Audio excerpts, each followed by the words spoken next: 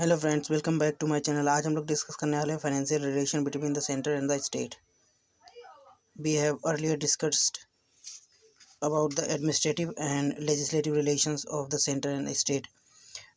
Today we are going to discuss about the financial relations between the center and the state. Article 268 to 293 in part 12th of the Constitution deals with the center-state financial relations. Besides इसके अतिरिक्त there are other provisions dealing with the same subjects. These together can be studied under the following heads. Allocation of taxing power. Let's talk about the taxes. Constitution divides the taxing powers between the center and the state in the following way. The Parliament has exclusive power to levy taxes on subjects enumerated in the Union list. The state legislature has exclusive power to levy taxes on subjects enumerated in the state list. Both Parliament and the state legislature can levy taxes on subjects enumerated in the concurrent list.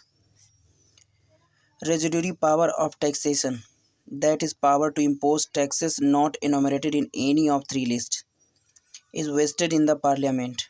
Under this provision, the Parliament has imposed gift tax, wealth tax, expenditure tax. Constitution also draws a distinction between the power to levy and collect a tax and the power to appropriate proceeds of the tax so levied and collected.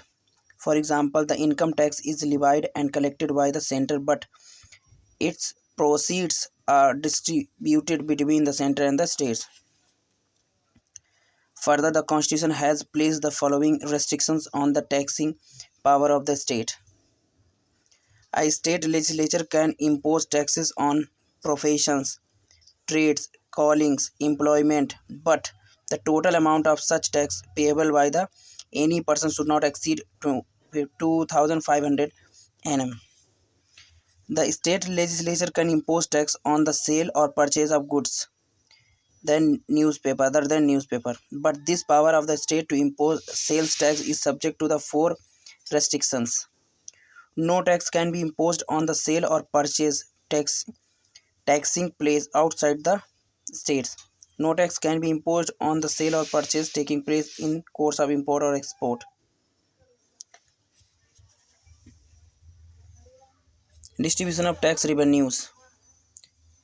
80th Amendment Act of 2000 and the 88th Amendment Act of 2003 have introduced major changes in the scheme of distribution of tax revenues between the center and the states. The 80th Amendment Act was enacted to give effect to the recommendations of 10th Finance Commission. The Commission recommended that out of the total income obtained from central certain taxes and duties, 29% should go to the states. This is known as the alternative scheme of devolution and came into effect respectively from 1st April to 1996. This amendment has brought several central taxes and duties like corporation tax, custom duties at per the income tax. 88th Amendment Act has added a new Article 268A dealing with service tax. It also added a new subject in Union list. Entry 92C tax on service. Service tax is levied by the center but collected and appropriated by both the center and the state. After these two amendments, the present position in this regard is follows. Taxes levied by the center but collected and appropriated by the state. Article 268. This category includes the following taxes: levied by the center but collected and appropriated by the state. Article 268. Stamp duties on bills of exchange, checks, promissory notes, police insurance, transfer of shares and others. Excise duties on medicinal and toilet preparations containing alcohol and narcotics. The proceeds of these duties levied within any state don't form a part of Consolidated Fund of India but are assigned to that state. Service tax levied by the center but collected and appropriated by center and the state. Article 268A. Taxes on services are levied by the center but their proceeds are collected as well as appropriated by both center and the state. The principle of their collections and appropriations are formulated by Parliament. Tax levied and collected by the center but assigned to the state. Article 269. Taxes on the sale or purchase of goods other than newspaper in the course of interstate trade or commerce. Tax on the or consignment of goods in the course of interstate trade or commerce. Tax levied and collected by the center but distributed between the center and the state. Article 270. This category includes all the taxes and duties referred to in the union list except the following: duties and taxes referred to Article 268 and 268A and 269 mentioned above. Surcharge on certain taxes, duties for purpose of center. Article 271. The Parliament can at any time levy the surcharge on the taxes and duties referred to the Article 269 and 270 mentioned above. The proceeds of such surcharge go to the center exclusively. In other words, the state have no share in these surcharge. Tax levied and collected, retained by the state. These are the taxes belonging to the state exclusively. They are enumerated in the state list and are 20 in number. Land revenue, tax on agriculture income, succession, taxes on land and buildings, mineral rights, taxes on entry of goods into a local area, tolls, stamp duty on document except the specified union list, distribution of non-tax revenue. The center received from the following from major source of non-tax revenue of the center: post and telegraphs, railways, banking, broadcasting. The state received from following from major source of non-tax revenues: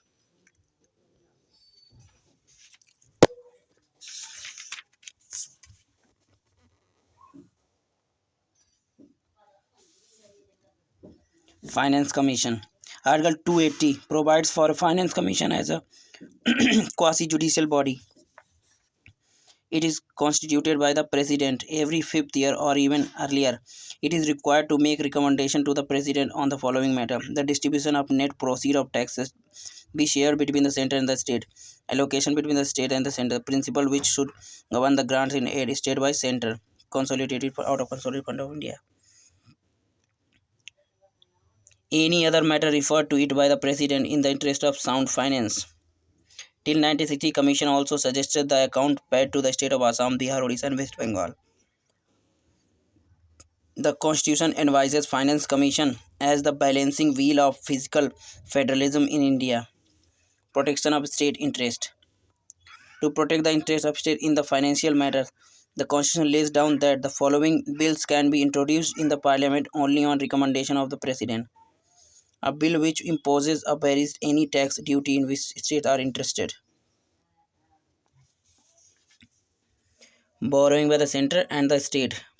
The Constitution makes the following provisions with regard to borrowing power in the center and the state. The central government can borrow either within India or outside upon the security of Constitutional Fund of India. These are the per power: intergovernment tax immunity, exception of central property tax, and these are the effect of emergency.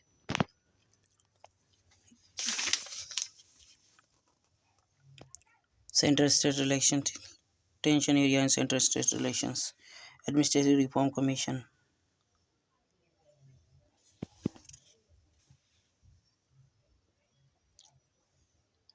Raj Mannar Committee. 1969, the Tamil Nadu government DAMK appointed a three-member committee under the chairmanship of Dr. P.B. Raj Mannar to examine the entire question of center-state relation, to suggest amendment to the constitution so as to secure utmost autonomy to the state. The committee submitted its report to Tamil Nadu government. 1971, committee identified the reason for prevailing unitary trends, tendency of centralization.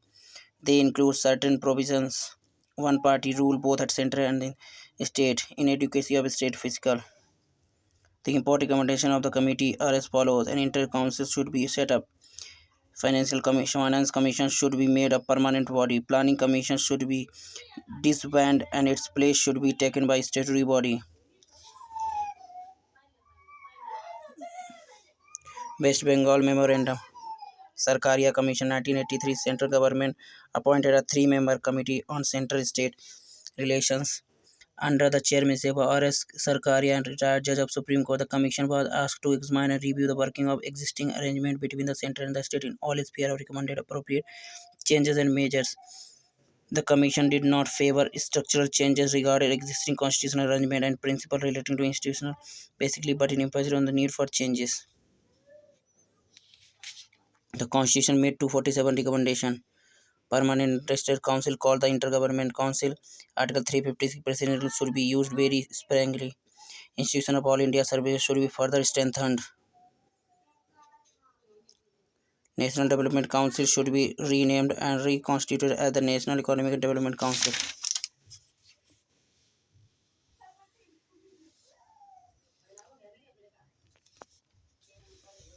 These are all the commissions regarding the center-state relation. Okay, and these are the recommendations. So this is done for the today.